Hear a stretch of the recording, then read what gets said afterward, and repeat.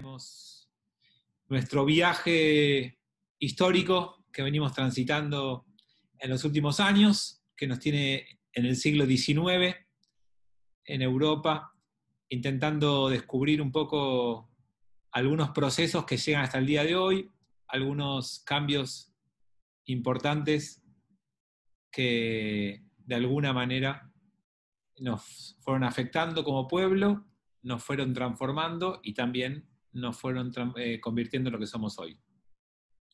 Eva Strauss dice que les convide con algo, les convido con lo que ustedes quieran, lo que ustedes agarren es para ustedes, ya está todo pago, así que pueden servirse con confianza, vayan a la heladera, vayan a la despensa, agarren lo que quieran, en donde estén ustedes pueden tomar todo lo que ustedes quieran.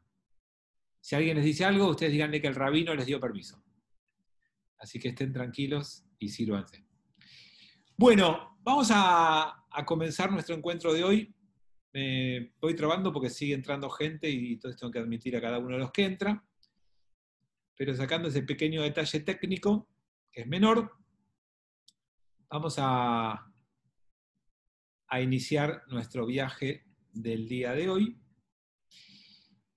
que vamos a empezarlo con un fenómeno típico que si bien empezó en el siglo XVII, en este siglo XIX empieza a incrementarse, empieza a ocurrir un poquito más habitualmente y seguido y empieza a ganar fuerza, algo que llega hasta el día de hoy y que se denomina movimientos francmasoneros o movimientos secretos, ocultos, esos grupos de gente que teóricamente se reúnen para, desde ese lugar de reunión, mejorar el mundo, tomar el control, o lo que cada movimiento quiera hacer, o para lo cual cada movimiento se junta. Lo que hay que entender es que estos movimientos que empiezan a tomar cada vez más fuerza y que son los antecedentes de fuertes movimientos antisemitas, aparecen con fuerza en Francia, en Alemania, en Europa, en estos años, comienzo del siglo XIX, porque hay tanto movimiento y tanto cambio producto de la Revolución Francesa y de las consecuencias posteriores y del avance de un iluminismo que viene a cambiar todo el orden imperante, que se empiecen a tejer todo tipo de especulaciones. Los cambios fuertes y profundos en las sociedades despiertan todo tipo de suspicacia. Ustedes tienen que pensar que cada vez que hay grandes cambios, hay grandes ganadores y grandes perdedores. Hay gente que quiere apostar a los cambios, hay gente que se asustan con los cambios y hay gente que pierde con los cambios. Entonces todos esos movimientos empiezan a generar todo tipo de reacciones. Y una clásica y típica de esta época son estos grupos secretos que empiezan a proliferar. No es que, como les dije, no aparecen por primera vez, sino que empiezan a tener más fuerza, empiezan a manifestarse cada vez con más interés, y alguno de ellos entiende que son básicamente para luchar contra el cristianismo. Muchos de estos movimientos son laicos, son de una raigambre más universalista, más humanista y menos religiosa, y entonces aparece la idea de que los judíos están atrás de estos movimientos. Y si bien no había todavía judíos en lugares importantes, empieza a ser una nueva forma de antisemitismo de esta época.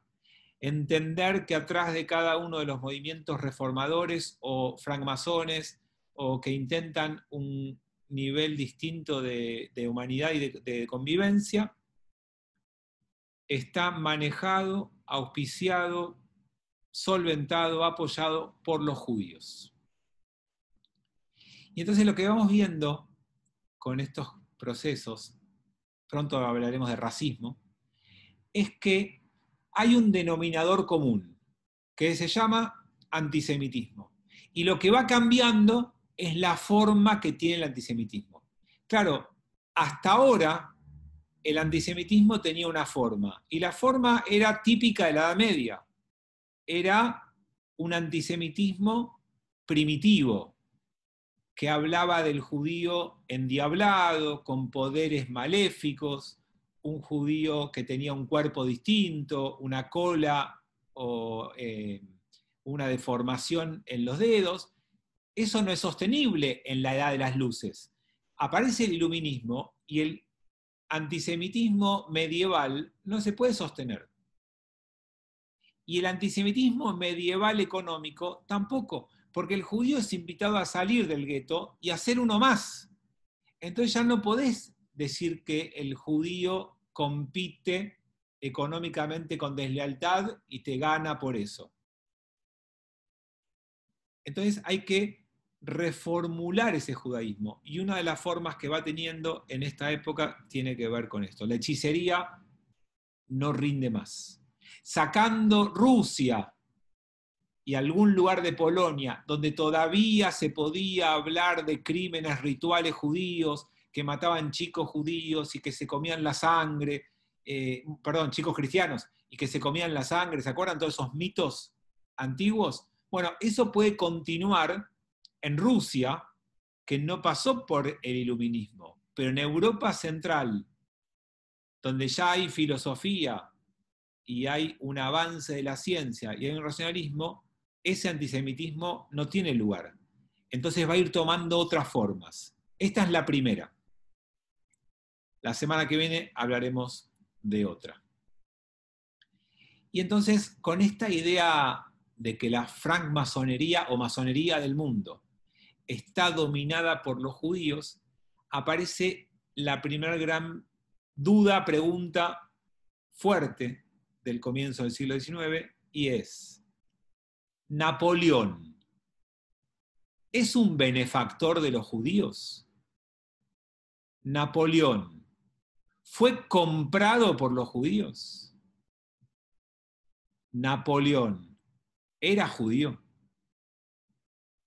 Todo este proceso de avance hacia esta forma de pensar tiene un sustento, y es que, ¿se acuerdan? Napoleón convocó al Sanedrín judío, convocó a los judíos para resolver su integración a la sociedad haciéndoles preguntas. Y como no tenía a quién preguntarle, organizó una estructura y los convocó. Y eso dio pie a este prejuicio antisemita. ¿Y por qué se los conté? Porque dentro de algunas semanas vamos a hablar de los famosos protocolos de los sabios de Sion. Quizás algunos de ustedes, o la mayoría, o todos, ya saben lo que son los protocolos. Lo vamos a estudiar cuando lleguen. Los protocolos son del comienzo del siglo XX, y estamos en el comienzo del siglo XIX. Falta un siglo para la impresión y aparición de los protocolos. Pero si no entienden esto del siglo XIX, no se entienden los protocolos. Los protocolos no son un hecho aislado que nace en el comienzo del siglo XX. Es hijo de esto que les estoy contando ahora. Es producto de esta primer idea, que hay que entenderla en el contexto que sale, en las causas históricas por las cuales aparece y en cómo se va a ir desarrollando para llegar. Para los que por las dudas no sepan, los protocolos son textos supuestos robados a un grupo de sabios judíos que se reunía para tomar el dominio y el control del mundo. Eso es esta masonería llevada al extremo. Es este nuevo antisemitismo de formato racional, iluminado, del siglo XIX, llevado a un extremo. Ya lo estudiaremos en mayor detalle cuando lleguemos al siglo XX, pero recuerden esto que les acabo de contar cuando lleguemos a ese momento. Los prejuicios menos racionales van dejando lugar a otro tipo de prejuicios más racionales en apariencia. Bien, acuérdense que los judíos ya no están más en los guetos, por lo menos están invitados a salir de ellos y a integrarse, y hay que convivir con ellos de otra manera. Ahora, el judío era el que se asimilaba, el que se me parecía, aquel que empezaba a vestirse como yo, a comerciar como yo, a ir a la universidad conmigo, y entonces no puedo seguir hablando del que tiene una cola entre las piernas o del que es producto del diablo. Eso es lo que había cambiado fuertemente. Bien, con este cambio, ¿y por qué tanto revuelo? Bueno, parece que una de las cosas que más molestó a la sociedad en ese momento es que la emancipación judía de a poco le empezó a permitir al judío comprar tierras. Algo que estuvo prohibido toda la Edad Media. El judío no podía comprar tierras donde él quería, generalmente solo podía vivir o comprar en los pocos lugares que eran barrios judíos, donde no había tierra ni valiosa ni ubicación. Bueno, la salida del judío lo enfrenta a la posibilidad de comprar un departamento en Libertador. Podía mudarse a Recoleta. Podía vivir en San Isidro, qué locura, un judío en San Isidro. Podía comprarse un chalet de fin de semana en Pinamar, no en el gueto de Miramar, sino en Pinamar. Bueno, esta nueva modalidad de a poco que fue empezando a permitirse, evidentemente generó reacción y generó un nuevo formato antisemita. Bueno, hecho este primer comentario, vamos a avanzar ahora al surgimiento del movimiento reformista ya en su nueva generación y en, acá Armando me dice que no me olvide de Punta del Este, correcto. Pero a mí me dice que Punta del Este es un gueto, es al revés, pero bueno, no sé, tal vez me equivoco. Bueno, la nueva generación de reformistas, ya en el siglo XIX, no cuando vivimos en el siglo XVIII, sino en el siglo XIX, son producto de una segunda generación de masquilim, iluminados, de gente de la Ilustración. Aparece una nueva generación que empieza a hacer cambios más profundos en el judaísmo. Y entonces, lo primero que hacen es intentar que este judaísmo cambie el formato de religión clásico que tenía.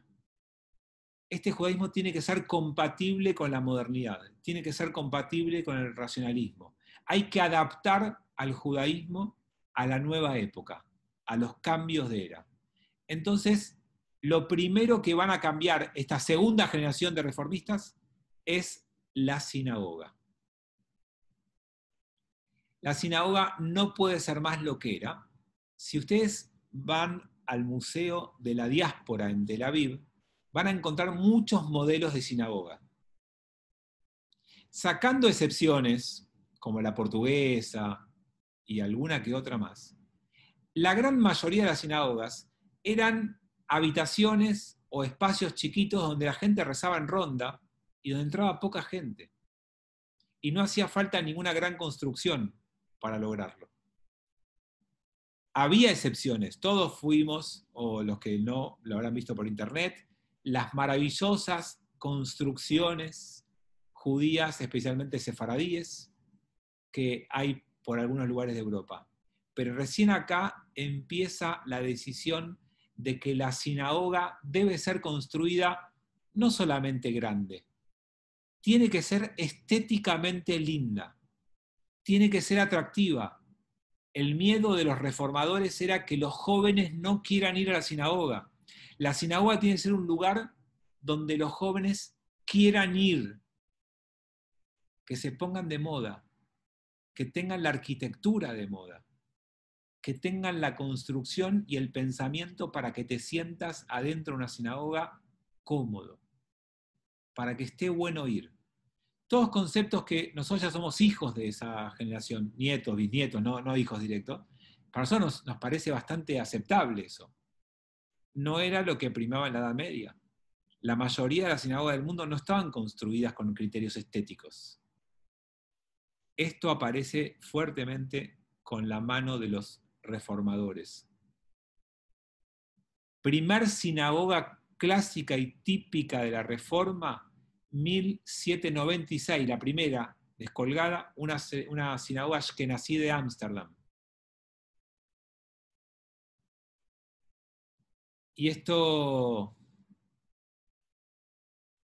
empieza a fundar un judaísmo distinto y nuevo. ¿Qué más proponen los reformadores? Empezaron a erosionar la fe y el dogma. No hay fe, no hay dogma, no es necesario creer, no se trata de una creencia, el judaísmo es básicamente algo ético. El judaísmo reformista se va a parar y va a ser eje en el judaísmo ético. Y lo que más miedo les daba, como les dije, era asustar a los jóvenes. Entonces, el próximo cambio es que aparece formalmente el sermón o la prédica en cada servicio religioso. Yo alguna vez les dije, en el Talmud leemos que el rabino hacía una prédica 2 veces por año, antes de Pesaj y en el medio de Rosh Hashanah y Yom Kippur. Y ustedes me tienen que aguantar a mí todos los viernes hablando. Bah, los que vienen, no todos. Porque algunas caritas no suelo ver mucho los viernes. Me encantaría. La prédica como parte institutiva del servicio, como algo imposible de que no esté y que aparezca siempre, es producto del comienzo del siglo XIX de la Reforma, que lo toma prestado de la Reforma de la Iglesia. Porque no solamente hay prédica, sino que hay prédica en el idioma vernáculo. El rabino debe predicar en el idioma que hable la gente. No en hebreo, no en arameo, y tampoco en yiddish.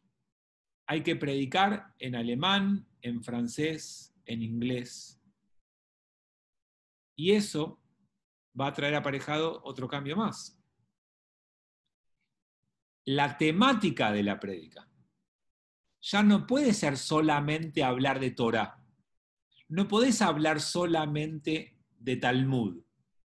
No podés hablar solamente de mitzvot. La prédica desafía al rabino a que empiece a conocer y a saber de temas seculares y éticos.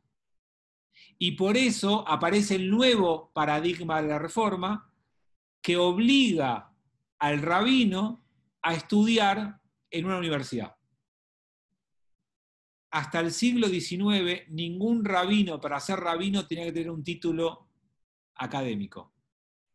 ¿Qué estudiaste? ¿Qué sos? Rabino. ¿Y qué estudiaste? Rabino. Torá estudié. No, a partir del siglo XIX, como el rabino tiene que dar una prédica, y en la prédica tiene que mostrar erudición y mostrar seducción con temática interesante a los jóvenes, no puede hablarles solamente de cosas judías, antiguas, viejas, de la Torá. Tiene que hablar el idioma actual. Y entonces cada rabino para recibirse es obligado a cursar un título universitario. Nuevo cambio, estamos en 1810 y viene el gran cambio. Aparece el órgano y el coro en una sinagoga. Oy vey, colgo y moiro. Coro y órgano. Eso era una patada en los Beitzen para un ortodoxo. Eso era la cristiandad en su máxima expresión. ¿Cómo coro y órgano? Y ¿saben qué? La copia fue fiel. El mismo tipo de órgano, generalmente arriba, con un montón de botones o de teclas, no sé cómo se llaman, que hacía sonar, con un coro cantando al estilo lírico.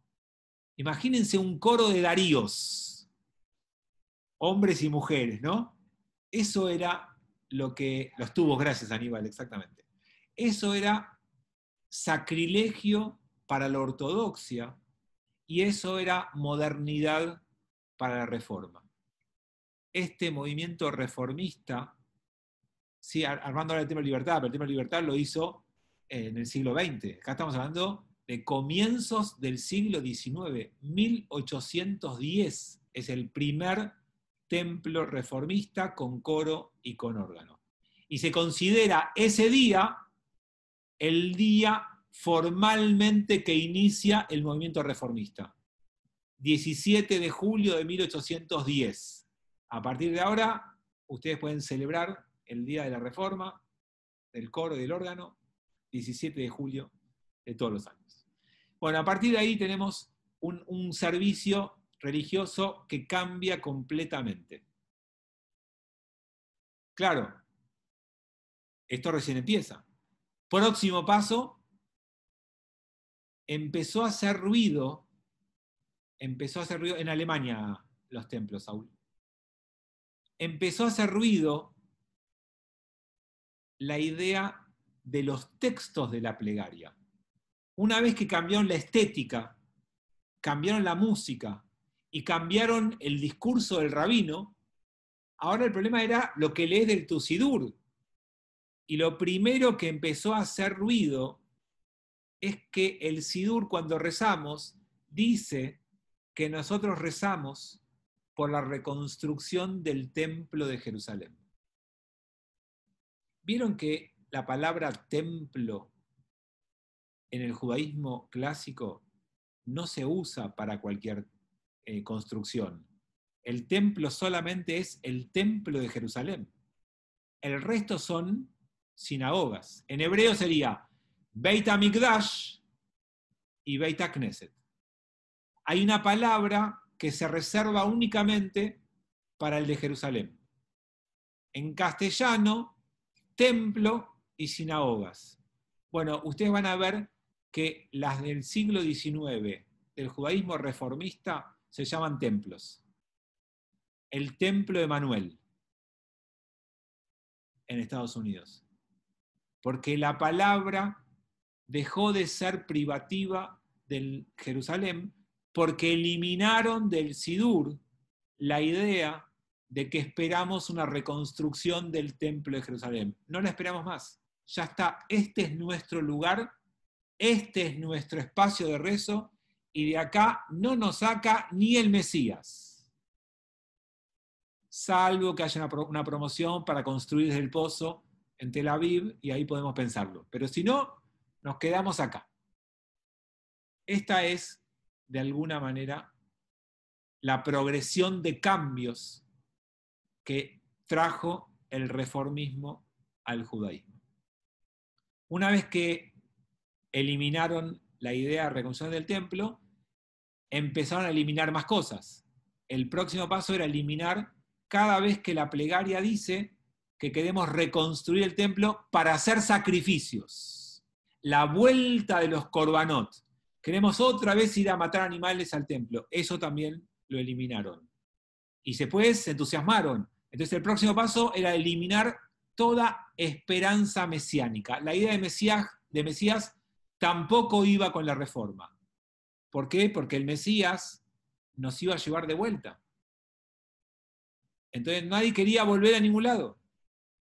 Por lo tanto, estas ideas son las que fueron apareciendo, surgiendo en este judaísmo reformado. Y luego, obviamente, el regreso del pueblo judío a Sion no era más un tema. Algunos estaban preguntando, ¿cuál fue el primer gran templo reformista? El templo reformista de Hamburgo, en Alemania, fue el primer principal templo de esta época. Esperen que tengo varios chats.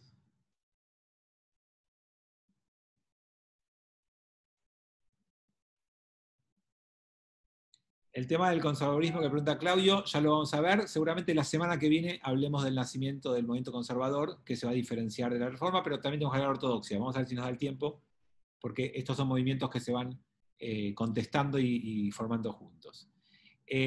Respecto a la formación, ya lo vamos a ver, van a tomar la formación de una ciudad llamada Breslau, pero ya vamos a hablar un poquito de eso, falta todavía.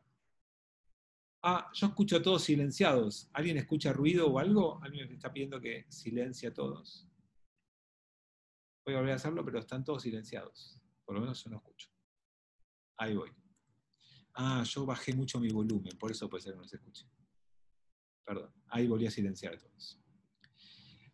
Bien, entonces les conté hasta los cambios en la liturgia y la sinagoga de Hamburgo como el lugar central donde empieza todo esto.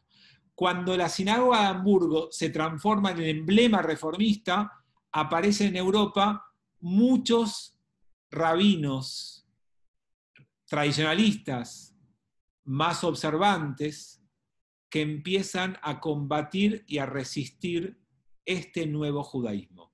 Hay mucha crítica hacia estos cambios tan profundos. Entonces, como a veces pasa con el péndulo, así como este péndulo se fue demasiado a la izquierda, sería en términos religiosos, se fue demasiado reformista, cambió demasiadas cosas muy rápido y muy junta, y despierta críticas de un grupo que se quiere cerrar, que ya vamos a estudiar la semana que viene, y que quiere empezar a profundizar ese judaísmo sin cambios. Lo que termina pasando es que hay una gran mayoría de lugares judíos, de comunidades judías, que toman algunas reformas pequeñas. No se animan a tanto, no cambian todo, pero incorporan pequeños cambios y empieza a florecer un judaísmo que no quiere ser revolucionario, que no quiere alterar el judaísmo completo, pero que quiere empezar a adaptarse un poco a los nuevos tiempos. Entonces aparece alguna autoridad que se erige como el padre de la reforma, y si bien es discutible, y yo después le voy a dar algún otro nombre más, uno de los que se podría considerar el padre de esta reforma se llama Abraham Geiger. G con G. Geiger, Abraham Geiger, es uno de los que se considera padres de este reformismo, uno de los grandes pensadores que va a formar otros rabinos y que va a fundar academia de estudio y demás como alguien muy destacado. Y tiene un montón de estudios y demás, pero yo quiero resaltar un costado de su producción, porque esto caracteriza realmente al movimiento reformista. Lo que él intenta hacer es el estudio científico de la historia judía, que ahora vamos a ver que tiene un nombre en alemán, que se funda todo, el que empieza la idea de que hay que estudiar científicamente la historia judía es él. ¿Qué significa el estudio científico de la historia judía? Lo que significa es que no hay más textos divinos. Cuando me acerco a la Torá, al Tanaj, al Talmud, no tengo frente a mí un texto escrito por Dios que no puede ser cuestionado. Tengo frente a mí un texto que tengo que leer en clave científica. Es decir, el texto me dice, los judíos estuvimos en esclavos en Egipto. Ok, a ver, busquemos la historia. ¿Qué otra fuente histórica me ratifica esto? A ver, ¿hay textos egipcios que hablen de los judíos como esclavos ahí? Vayamos a la arqueología. ¿Hay arqueología que pruebe que los hebreos fueron esclavos en Egipto? Bueno, mientras que no haya una fuente externa que ratifique lo que el texto interno dice, no es ciencia. No, pero los judíos estuvimos 40 años en el desierto. A ver, ¿hay prueba arqueológica? No. A ver, ¿hay algún otro pueblo que mencione a los hebreos en el desierto? No. Entonces no es historia. Bueno, esta forma de entender el judaísmo que quizás para nosotros es más natural, nace en el comienzo del siglo XIX, en la escuela de pensamiento que fundan estos hombres y que en alemán se van a reír porque no sé pronunciar, se llama la Wissenschaft o algo por el estilo. ¿Hay alguien judío alemán que quiera desmutearse y pronunciarlo como corresponde? Dale, Eva, desmuteate y decilo bien. Lo dijiste bien, Fabián. Ah, me equivoqué, ¿lo dije bien? Wissenschaft.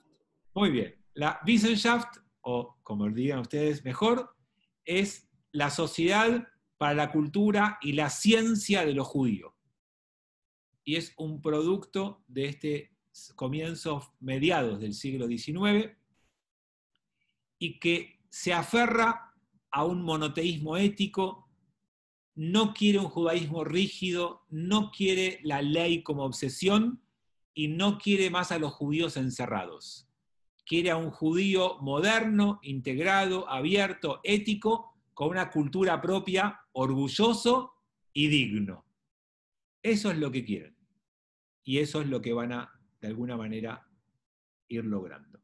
Antes de seguir, tengo algunos chats, esperen que abro. Bombardeado, Bernardo, no, a ver qué dice acá. No entiendo, Eva. Bombardeado y hay una plaza con el contorno de la sinagoga marcada en la plaza. A ver, Eva, no sé qué quisiste decir. En Hamburgo, la sinagoga, esa grande que vos decís, fue bombardeada durante... Ah. Y conservan la plaza, que está asfaltada de un color, y el contorno de la sinagoga marcado de otro color. Ok, gracias. Yo no conozco Hamburgo, nunca estuve, pero ahí fue la primera sinagoga reformista. Acá Andrés nos dice que en 1859 se funda una en Budapest. Puede ser, todavía no estamos llegando a esa fecha. Karen dice, ¿dónde estudiaban para ser rabinos reformistas? Ya les voy a contar cuando se abra, todavía no hay ningún lugar específico de judaísmo reformista, de formador de rabinos. Ya vamos a ver. Pablo dice, ¿el movimiento reformista pone en duda la Torá? No. El movimiento reformista le quita la autoría divina a la Torá. No sé qué querés preguntar con le pone en duda. Lo que dice es, la Torá es el texto cultural del pueblo judío.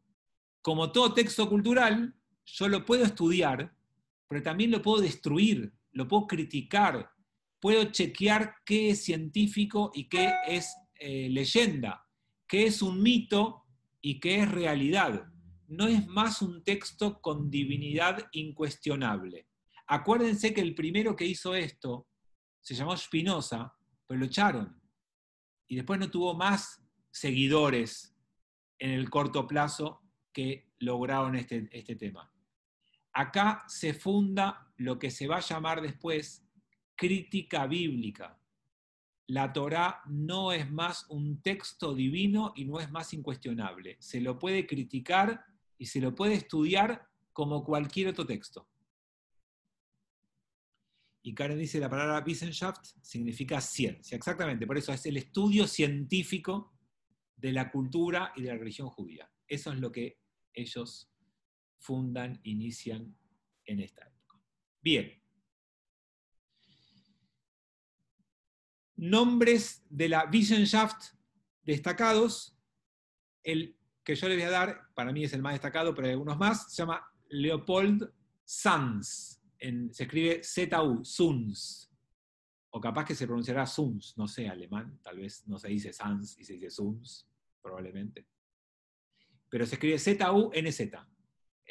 Leopold Sunz es uno de los principales fundadores y pensadores de esta ciencia que quieren construir un judío al judaísmo como pueblo y a cada individuo con derecho propio a la existencia, y que el judaísmo tenga independencia de la tradición religiosa. Ellos entienden al judaísmo como una ciencia y una cultura, y vos podés ser judío sin ser religioso. Hasta ahora era imposible eso. No había judaísmo sin religión. De hecho, la palabra religión no existe, no es judía, religión es otra cosa. Pero visto de afuera, si era judío de religión.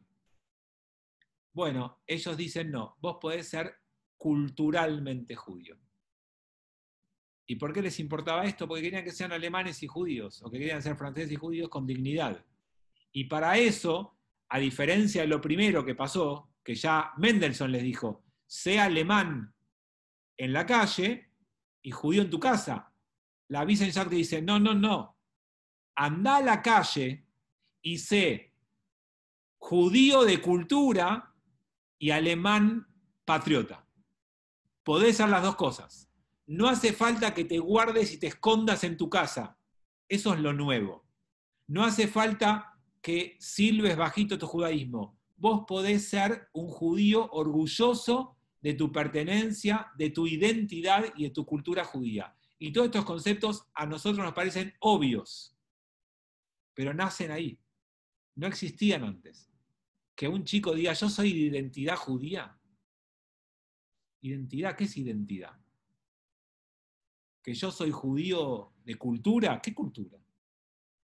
Todos estos conceptos nacen con esta escuela de pensamiento y entonces esto le permite al judaísmo la pretensión, no digo que lo alcance, la pretensión de ser una cultura como la europea y que pueda pararse de igual a igual que la cultura europea, que sea una civilización completa, incluso hablar de religión secular, que el judaísmo puede ser visto como una religión secular. Y eso para ellos, dicen, es el mejor camino para seguir siendo judíos en el siglo XIX. Ya no hace falta más elegir entre modernidad y prehistoria. No tenés más que elegir, ¿qué hago? ¿Soy fiel a mi tradición o me uno a la propuesta de la modernidad? Ellos te dicen, ¿sabes qué? Podés hacer las dos cosas juntas. Podés ser fiel a tu tradición y unirte a la modernidad. Lo que tenés que hacer es entender tu tradición de otra manera. Y esa es la herramienta que ellos les quieren dar. Y todo esto, dicen ellos, lo desarrollan porque tienen miedo que los jóvenes no sean más judíos. Que los jóvenes, por ser aceptados e integrados en los medios externos, pierdan el judaísmo. O sea, el movimiento reformista y el movimiento de la ciencia judía surgen para garantizar la continuidad judía. Y la ortodoxia los va a ver como el movimiento que surge y pone en riesgo la continuidad judía.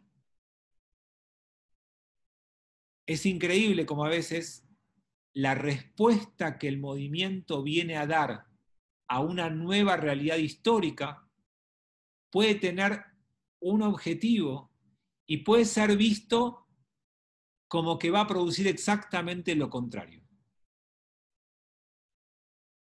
La pregunta histórica que nos tenemos que comentar hoy, en el siglo XXI, es si tuvieron éxito o fracasaron.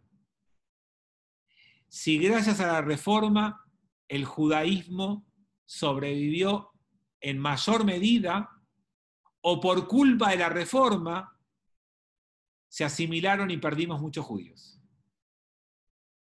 Y esa pregunta es muy difícil de contestar.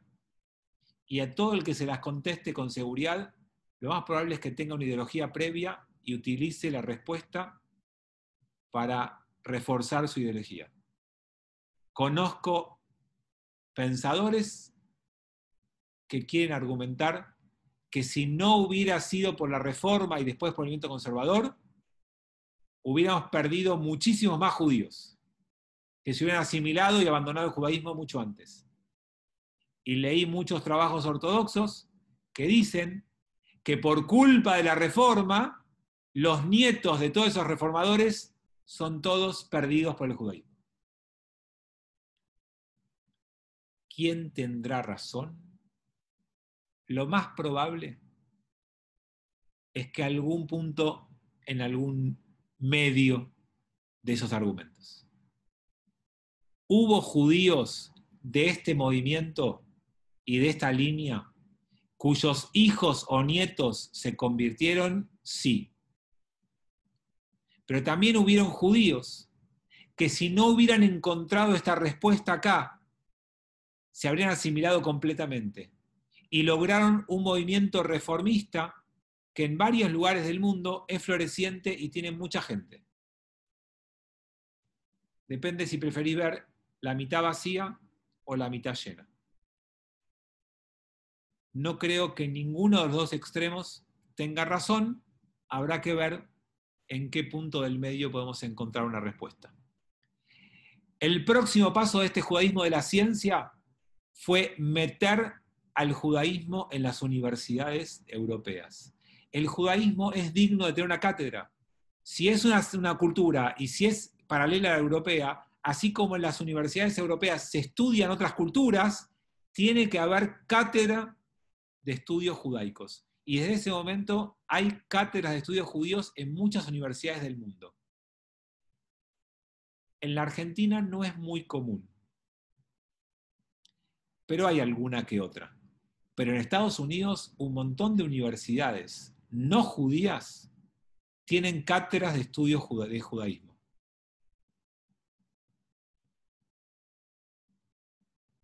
Bien. Entonces, el mayor objetivo de este movimiento reformista es que el judaísmo sea respetable, que sea un honor ser judío, que no te dé vergüenza, que no lo escondas, que no lo guardes para tu casa. Tenés que tener orgullo de una cultura judía como la que portás, y eso tiene que ser la respuesta a la mayor crítica cultural que había contra los judíos en esa época, que era que el genio judío se terminó con la Biblia. La cultura del siglo XIX le decía al judío, ¿sabes qué? Tu Biblia es buena, pero ahí terminaste de producir. Después de la Biblia no produjiste nada más interesante. El Talmud lo despreciaban, los textos medievales los despreciaban, el judaísmo era acusado de que su producción cultural significativa había terminado con la Biblia. Y por lo tanto, el judaísmo debía llegar a su fin porque ya no rendía ni producía nada. Y esta escuela de pensamiento quiere mostrar que eso está equivocado y se encargan de producir y de publicar en términos científicos o filosóficos la producción judía de toda la historia. Lo que no sabemos es si esta ciencia del judaísmo es un discurso en el entierro del judaísmo o es un intento de revivir un judaísmo agonizante. ¿Qué quisieron? ¿Que el judaísmo termine con dignidad o lograron relanzar el judaísmo para la nueva época? Y ahí sí creo que tener una respuesta, y ahí sí creo que relanzaron el judaísmo para la nueva época. Por supuesto que después hubo que adaptarlo en un montón de cambios. No fue perfecto lo que hicieron. Pero ustedes tienen que entender que el mundo cambió de una manera tremenda y sin ese tipo de respuestas, realmente los jóvenes judíos modernos, los que querían vivir en el siglo XIX y XX, sin algo de todo esto no lo hubieran conseguido. Hubieran tenido que elegir entre judaísmo y modernidad, y yo creo que la mayoría hubiera elegido modernidad. Cada época de gran cambio desafió al judaísmo, esta no fue una excepción, y cada desafío provocó creatividad del judaísmo. Esta es una de las respuestas. Nos queda ver la respuesta conservadora, la respuesta ortodoxa y la respuesta sionista. Todas respuestas a este cambio del mundo. El mundo cambió en todos sus aspectos. Y hay que responder a estos cambios. Me queda un producto más de esta época, de este judaísmo científico, y cerramos el encuentro de hoy. Y esa respuesta es: por primera vez se publica un libro de historia judía. No escrito desde la religión. Flavio Josefo también escribió un libro de historia judía. Pero este es el primer libro de historia judía con parámetros de la modernidad, con ciencia, con búsqueda de verdad, con intento de que todo lo que se diga tenga prueba y sea sostenible en un estudio académico. Cosa que no es posible con Flavio Josefo. Flavio Josefo tenía una intencionalidad cuando escribía, y escribía para esa intencionalidad. El primer libro de historia judía completa, desde una misma perspectiva judía, tampoco era alguien de afuera, sino que alguien propio, lo escribió una persona de apellido Gretz, Heinrich Gretz. Y es el primer libro judío de historia moderna. No de historia moderna, el primer libro moderno de historia judía, mejor dicho. Y por supuesto que a partir de ahí empezó a desarrollarse esta ciencia, la ciencia llamada historia judía. Yo alguna vez, esto se lo conté en algún otro ámbito, pero lo tengo que decir acá porque tiene que ver con esto que estoy enseñando, y es: ¿saben cómo se dice historia en hebreo? Historia en hebreo se dice historia. No tiene una palabra hebrea. No hay una palabra hebrea para la historia. ¿Saben por qué? Porque los judíos no estudiábamos historia. Los judíos teníamos memoria.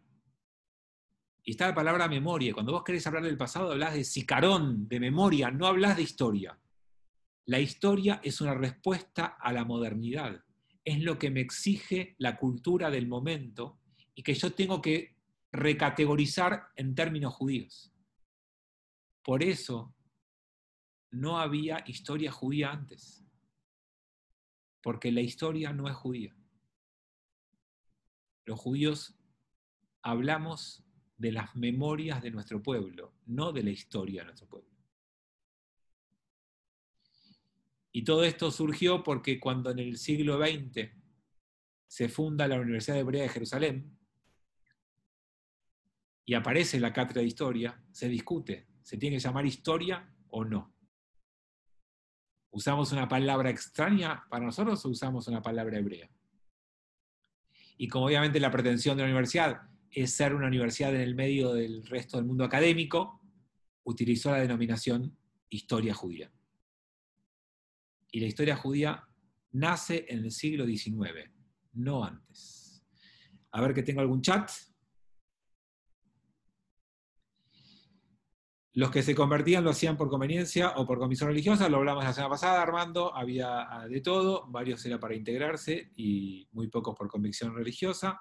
En El Salvador hubo, en la época de mi padre, Andrés, no sé a qué te referías, en algún momento yo habré dicho algo que vos dijiste, en El Salvador hubo en la época de mi padre, pero no sé a qué te referías. Debe ser seguramente una cátedra de estudios judíos en la Universidad de El Salvador, ¿no? Cátedra, sí.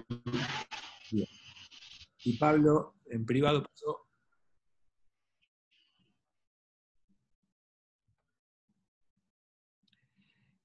Pablo dice que no es para hablar acá, pero lo voy a traer, ya quiero terminar, pero dice, no es para hablar acá, pero ¿vos crees que Israel existiría hoy si los judíos hubieran seguido en el gueto viviendo como pensaban los ortodoxos?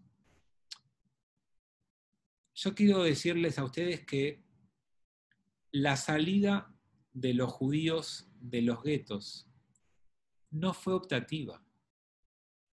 La modernidad los pasó por encima. Para quedarse encerrados había que hacer un esfuerzo sobrenatural y por eso hoy tenemos tan poquitos guetos. Y algunos de esos guetos incluso en Israel. Fuera de Israel hay muy poquitos guetos. La modernidad pasó por encima del gueto, derribó las paredes y se metió adentro. Entonces, la pregunta ya no era si te abrías o no, sino cómo. Si el gueto era virtual, si mantenías alguna distancia y te encerrabas, bueno, hacer eso en un mundo que se mete en tu vida es muy difícil. Sepan que hoy el mayor enemigo del gueto ultraortodoxo judío se llama smartphone, el teléfono celular inteligente. Es el principal enemigo de la ultraortodoxia. Porque los ultraortodoxos pueden tener paredes muy grandes, muy gruesas, muy altas, pueden prohibir todo. Pero un joven ultraortodoxo se compra un aparatito, se lo guarda en el bolsillo y tiene el mundo entero en su bolsillo. Me parece que la resistencia fue muy complicada. No sé. Bien, cerramos nuestro encuentro de hoy porque necesito 5 minutos antes del próximo y tomar un poquito de agua, pero quiero decirles algo muy importante y es que mañana, 18:30, tenemos una tefilá muy especial por Tisha B'Av. Mañana es un día de rezo muy particular y además, después del rezo, que va a durar 20 minutos, media hora, hay 2 experiencias de resiliencia que no se pueden perder. Una de resiliencia desde el buceo bajo el agua y otro desde un deportista que quedó colgado en una competencia y cambió su vida. No se pierdan, mañana hacemos en un Zoom, tienen que recibir el chat para entrar, hay un Zoom, no es por Facebook, sino que es adentro de un Zoom porque queremos vernos y compartir. Vamos a rezar Tisha B'Av y después vamos a compartir 2 experiencias que vale la pena escuchar. Cada una 15 a 20 minutos, en total tenemos 1 hora juntos. Así que mañana, 6:30 de la tarde, si quieren y quieren acompañarnos, pónganse en el piso, sin zapatos, para rezar, alguna vela en casa, si tienen, y rezamos desde el piso, y después se sientan un poquito mejor y hacemos la actividad de Tisha B'Av. Los espero mañana o en Torah en 5 minutos. Chau, que tengan buenas noches. Cuídense. Chau, chau.